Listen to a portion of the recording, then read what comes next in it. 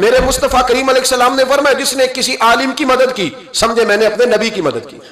فرمایا جس نے کسی عالم کو سہارا دیا وہ سمجھے میں نے اپنے نبی کو سہارا دیا. اور حضور فرمانے لگے جو کسی عالم کی صحبت میں بیٹھا وہ سمجھے میری صحبت میں بیٹھا ہے. اور حد ہو گئی. نبی کریم علیہ السلام نے فرمایا جس نے عالم کی زیارت کر لی سمجھے اس نے میرا دیدار کر لیا. میرے نبی کریم صلی اللہ علیہ وسلم نے فرمایا جب سفید داڑھی والا شخص قبر میں جاتا ہے, یہ ترمذی کی حدیث ہے, تو رب کریم فرماتا ہے فرشتوں اسے عذاب نہ دینا, مجھے حیا آتی ہے, یہ سفید بال لے کے آ گیا. تو جس کی اللہ حیا کرے اس کی میں نہ کروں, اس کی نوجوان نہ کرے. میرے نبی کریم علیہ الصلوۃ والسلام نے فرمایا رب جو تمہیں روزی دیتا ہے نا یہ تمہارے ضعیفوں کی برکت سے دیتا ہے.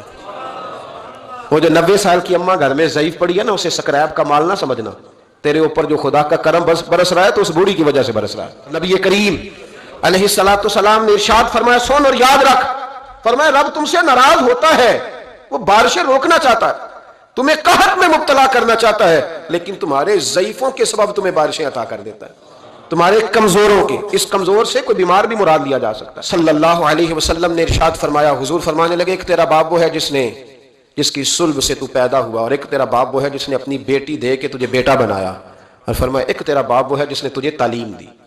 وہ تیرا باپ ہے, اس کا اکرام کر. یہ بخاری مسلم کی مستند ترین حدیث ہے. صرف جنگ نہیں, اعلان جنگ ہے. اعلان دو ہی تو جرم ہے جن پہ اللہ زیادہ ناراض ہے. ایک کا سود نہ چھوڑا تم نے تو میں جنگ کروں گا, اور ایک کا میرے ولی سے دشمنی کی تو میں تمہارے خلاف اعلان. حضرت علی المرتضیٰ رضی اللہ تعالیٰ عنہ فرمانے لگے جس نے مجھے ایک حرف سکھایا ہے وہ میرا استاد ہے, اگر وہ چاہے تو مدینے کے چوک میں کھڑا کر کے مجھے بیچ دے, میں اس کے ہاتھوں بکنے کو بھی تیار ہوں.